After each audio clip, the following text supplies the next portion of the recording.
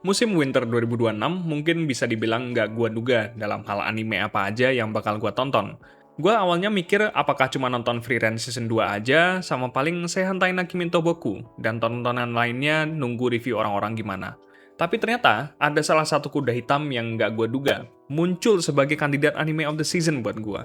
Anime itu ternyata Ikoku Nikki, atau Journal with Witch. Anime ini punya sinopsis menarik sebenarnya. Ini ngikutin cerita anak remaja, Asa Takumi, yang harus jadi yatim piatu karena ortunya meninggal dalam kecelakaan. Dan akhirnya diasuh sama tantenya, atau adiknya dari ibunya, yaitu Makio Kodai. Dan gue bilangin, ini bukan your average slice of life show. Bukan yang ngebosenin, tapi malah banyak ngajarin gue soal dinamika hubungan manusia, gimana orang ngelaluin masa berduka, sama bicara soal ekspektasi sosial yang ditaruh oleh masyarakat sama ke diri kita masing-masing. Khusus buat video ini, karena gue ngelihat aspek paling menarik di anime ini adalah gimana dia nge-address masalah ekspektasi sosial buat anak remaja sampai orang dewasa, jadi gue akan fokus ke hal itu. Spoiler alert, gue saranin lu kelarin Ikoku Nikki dulu sebelum lanjut nonton video ini. Baru habis itu balik lagi ke video ini. Udah nonton? Let's go! Kita mulai dari konteks awal ceritanya dulu, yaitu dengan keadaan pertama kali Makio ketemu sama Asa. Makio pertama kali ngelihat Asa pas sudah ditemenin sama emaknya Makio, yang juga neneknya Asa. Pandangan Makio langsung tertuju sama Asa yang manggil dia dengan nama Makio-chan, dan dengan muka yang masih kelihatan bingung. Makio awalnya menduga kalau Asa bakalan sedih sejadi-jadinya, karena anak remaja yang tiba-tiba kehilangan kedua ortunya bakalan kayak gitu. Tapi ternyata, enggak. Asa justru kelihatan kayak bingung. Tapi Makio menyadari mungkin ada perasaan yang belum sempat diproses sama Asa. Ekspektasi yang kebalik sama kenyataan ini juga kelihatan dari sisi Asa pas Makio ngumumin di acara pemakaman ortunya Asa kalau dia yang bakal ngasuh Asa. Ini kayaknya gara-gara Asa serasa kayak dilempar-lempar dan gak ada yang mau bantu ngasuh dia karena dia udah remaja. Dikiranya bakal ada keluarga lain yang mau gak mau adopsi dia, tapi ternyata cuma tantenya yang single dan punya apartemen kecil yang juga canggung secara sosial. Seketika Asa ngerasa kayak ada oase di padang pasir kesendiriannya. Cuman ternyata oase itu nggak seijo, seteduh, dan sesegar itu. Asa ngerasa Makio punya beberapa hal yang nggak biasa. Begitupun Makio yang juga bingung ngadepin anak sekecil Asa. Disinilah dua dunia dan dua ekspektasi di dua kepala berbeda saling bertabrakan. Di bayangan Asa, mungkin dia biasa ngeliat ortunya yang serba teratur, serba bersih, bisa bersosialisasi, dan serba ngerasa mereka dikelilingin sama orang-orang yang beneran peduli sama mereka. Itu idealnya orang dewasa buat dia. Tapi kemudian, setelah tinggal sama Makio, Asa ngerasa beneran dibikin bingung. Udah makamannya berantakan, dia kebanyakan cuma di dalam kamar doang, makan pakai bahan-bahan ala kadarnya, dan gak terlalu peduli sama penampilannya. Belum lagi Asa kayak diajak ngobrol seperlunya doang dan gak ngerasa diperhatiin lewat obrolan sehari-hari mereka. Asa ngerasa kayak, kok jadi gua yang mesti ngerawat lu sih? Kan lu orang dewasanya di sini. Di sisi lain, Makio juga gitu. Dia nggak terlalu bisa ngadepin orang, apalagi ngurusin anak orang, dan ini anaknya kakaknya sendiri. Dia kayaknya harus juggling antara ekspektasi ke dia sebagai novelis sama jadi wali buat Asa.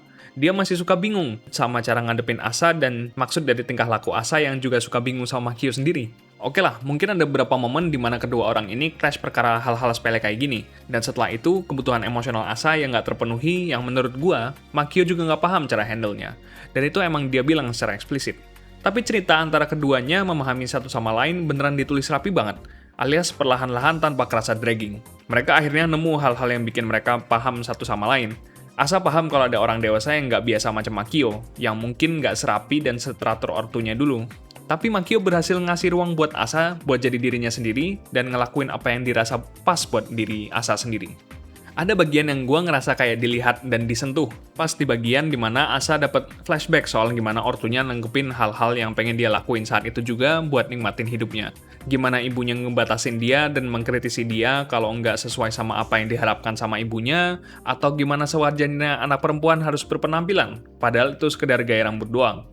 Sama halnya dengan Makio. Makio ngerasa dia nggak perlu peduliin gimana orang-orang ngehandle diri dia sendiri, dan bahkan ketika dia ngehandle Asa. Dia juga pelan-pelan nyoba paham posisi Asa dan kebutuhan emosional Asa, dan belajar lagi gimana harus tinggal dengan orang lain setelah bertahun-tahun hidup sendiri. Posisi Makio ini juga relatable sih, buat gua yang sering banget salah paham sama posisi, perasaan, dan mood orang lain. Intinya Makio kayak ngasih pesan kalau kita nggak pernah bisa paham 100% gitu sama apa yang orang lain rasain dan ngubah orang lain gitu. Tapi usaha kita buat ngasih ruang buat orang bersandar atau jadi diri sendiri itu nggak akan pernah salah.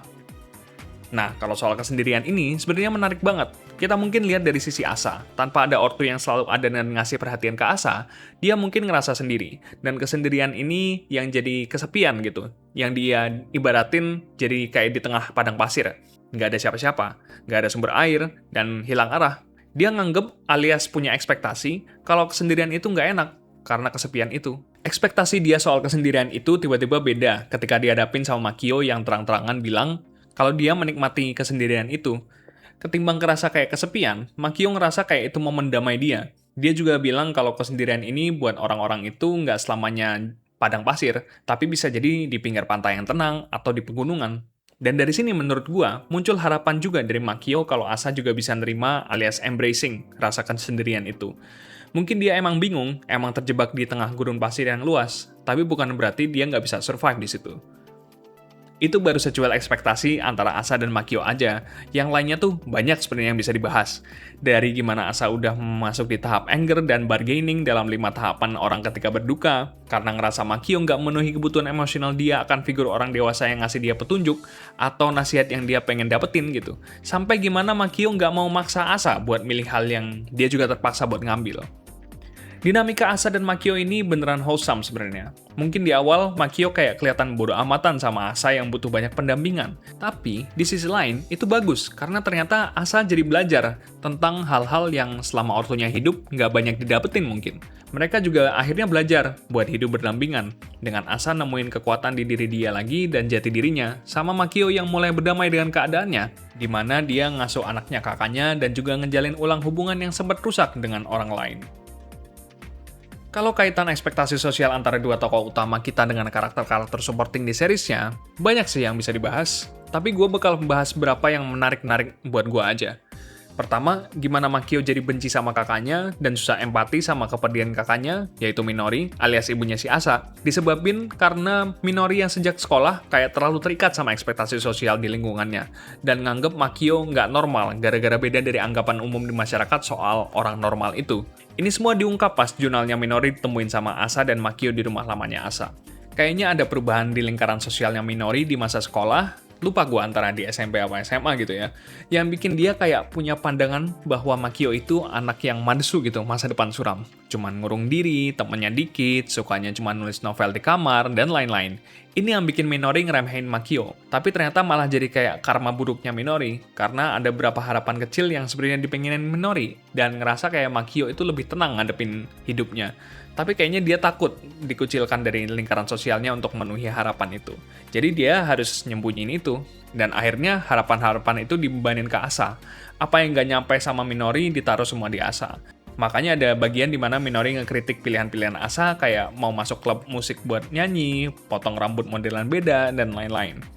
Kedua, pas bagian Asa masih bimbang ikut audisi nyanyi atau enggak, karena sempat dihambat sama ortunya yang mungkin kurang suka dengan dia stand out atau hobinya nyanyi itu nggak bikin dia jadi apa-apa, jadinya dia ngerasa nggak pede buat ikut. Tapi setelah ada obrolan dengan temannya Makio lewat vid call di laptopnya Makio, dia mulai nanya, emang salah ya kalau seorang stand out? Yang dijawab sama temannya Makio, peduli amat sama kata-kata orang. Mulai dari situ, kayaknya si Asa sadar kalau dia nggak perlu lagi ngerasa terbatas sama ekspektasi orang buat harus kayak jadi orang biasa-biasa aja, nggak terlalu mencolok atau gimana. Karena itu hidupnya Asa. Asa mau ngelakuin apa, ya lakuin aja. Jadi akhirnya gue ngerasa ikutan lega gitu ngeliat Asa yang berkembang di lingkungan yang suportif dan nggak mengekang dia. Ketiga, dan yang paling ngena buat gue, adalah pengalaman mantan pacarnya Makio, si Shingo Kasamachi, dan lawyernya Asa dan Makio, si Kazunari Tono. Gue nggak expect kalau mereka yang cool, tenang, pinter, dan teliti itu ternyata dikasih backstory yang sebenarnya punya pengalaman buruk di masa sekolah mereka. Mereka ngeluhin gimana pergaulan tongkrongan anak-anak cowok seringkali bikin mereka nggak srek, tapi mereka nggak bisa lepas dari ekspektasi laki-laki yang harus kelihatan cool, tenang, pinter, teliti, dan selalu kuat tiap saat. Kalau diperhatiin baik-baik di pembicaraan mereka, Kasamichi dan Tono dulu sama-sama kayak dianggap bocah culun sama lingkaran pergaulan laki-laki di sekolah dan kampus mereka. Bedanya, Tono dijauhin dan jarang punya temen. Sementara Kasamichi, kayak di posisi yang mau nggak mau join sama lingkaran tongkrongan laki-laki itu. Dia nyoba tahan-tahan aja, walaupun banyak hal yang nggak bikin nyaman, kayak harus senyum-senyum aja meskipun direndahin, atau nggak boleh ngeluh pas lagi kesulitan, terus harus ikut-ikutan jadi urakan, ngerusuh di tempat umum, sampai hal-hal yang menjurus ke hal-hal yang berlawanan sama norma kesusilaan, macem ngomongin fisik cewek. di publik, dan lain-lain. Tapi nyatanya, sekalipun mereka udah lepas dari lingkaran pergaulan yang super duper maskulin itu, Kasamichi sama Tono tetap nggak bisa lepas dari ekspektasi sosial terhadap laki-laki dari laki-laki lain. Ini kelihatan pas Kasamichi punya hubungan yang nggak baik-baik sama bapaknya, karena bapaknya nuntut kesempurnaan dan Kasamichi nggak dibolehin kelihatan lemah, nggak boleh ngeluh, dan bahkan nggak boleh nangis. Butuh waktu lama buat Kasamichi sadar kalau dia sebenarnya lagi di posisi terikat sama ekspektasi dari kultur patriarkis yang ada di masyarakat.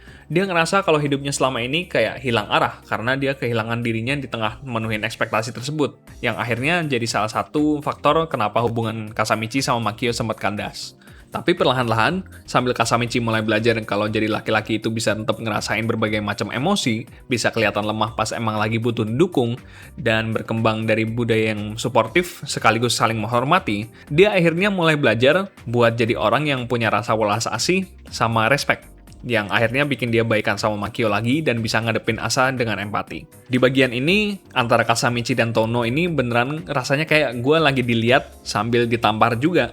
Gue ngerasa kalau emang gue masih punya bias gender, gue masih ada kecenderungan segan buat ngingetin temen biar nggak bikin bercandaan yang ngerendahin, baik itu ngerendahin sama temen cowok atau cewek. Tapi setelah episode itu, gue jadi paham kalau tekanan sosial ini lahir dari cara pengasuhan laki-laki yang keliru, budaya patriarkis yang juga menekan buat laki-laki, maskulinitas yang nggak sehat dengan cara nginjak-nginjak laki-laki buat seolah-olah ngelatih mereka, padahal kita ya seharusnya tetap bisa diperlakuin dengan lemah lembut, penuh rasa respect, dan itu nggak ngurangin harga diri kita sama kekuatan kita buat jadi laki-laki. Kita tetap laki-laki kok. Gitu sih kurang lebih. Banyak banget sebenarnya yang bisa gue omongin soal Ikoku Nikki ini dan gimana series ini berhasil ngebahas ekspektasi sosial dari beragam sudut pandang. Sumpah, sejak Ikoku Nikki tamat, gue ngerasa kayak ini series beneran kayak bisa ngelihat gue sedalam-dalamnya. Gue ngerasa kayak karakter-karakter orang-orang dewasanya, kayak Makio sama Kasamichi, beneran relatable. Ini juga bikin gue bener-bener berempati banget sama Asa yang masih butuh banyak petunjuk dan belajar gimana handle banyak hal sendiri. Tapi ya video ini baru ngangkat satu aspek yang menurut gue menarik dan relatable buat gue, soal ekspektasi sosial tadi. Mungkin lu bisa ngerasa kalau soal ngelaluin perasaan duka cita itu lebih ngena buat lu, bisa juga. Atau misalnya aspek coming of age-nya lebih menarik, ya bisa juga. Jadi ini anime bisa ngasih banyak pelajaran dari berbagai sisi, padahal dari hal-hal yang rada mundane atau hal-hal yang ada di kehidupan sehari-hari gitu. This has been Zimmer. See you when I see you.